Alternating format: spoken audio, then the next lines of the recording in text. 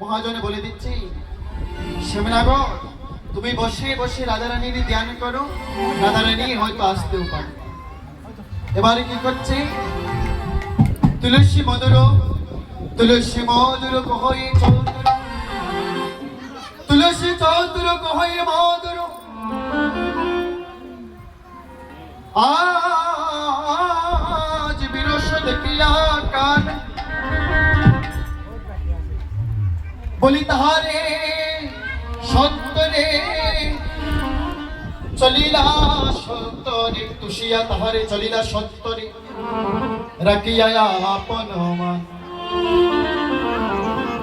তুলসী চতুর কহয়ে মধুর রাখিয়া আপন মান, চতুর দেখিয়া কান।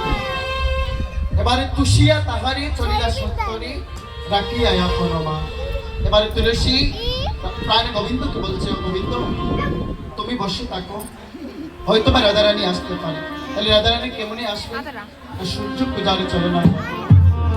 রাধারানী যখন রাধারানী আসবে বলে এই কথা শ্রবণ করতে পারলেন প্রাণ গোবিন্দ মনের আনন্দে বলছে, রাধারানী কি, রাধারানী কি।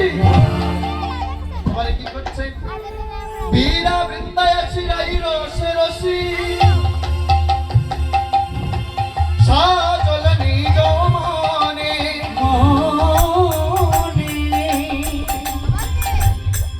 বৃন্দা বিরায়া শিরাই রসে রসি সাজল নিজ মনে। করি সমাপন আসিতে ভবন, তুলসী মিল হল বনে। আস করিয়া সেরাই কই আবাস, দেখিয়া উচর বেলা। এবার কি করছে, রাধারানীর কাছে গেলে, রাধারানীর কাছে গিয়ে বলছে, রাধে রাধে, এই দে তোর প্রাণনাথের কণ্ঠ হতে মালাটি আমি পরিধান করে তোমার তোর জন্য নিয়ে এসেছি।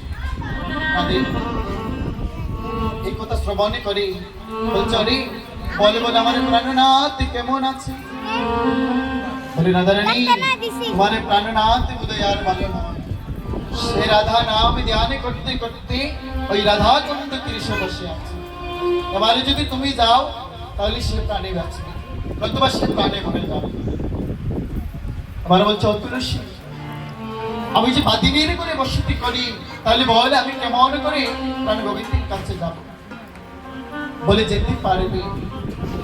তুলসী মনে করিয়ে দিচ্ছি, এই রাধে, মনে নাই তোর বিবাহের সময় তোর মা যে জটিলা রানীর কাছে, জটিলার কাছে বলেছিল যে অগো বিয়ায় আমরা হচ্ছে বানু পরিবারের মেয়ে, আমাদের প্রত্যেকটা পরিবারের একটা ধর্ম আছে, প্রত্যেকটা বছর না হয় আমরা একদিন ওই বানু দেবতার পূজা দিতাম।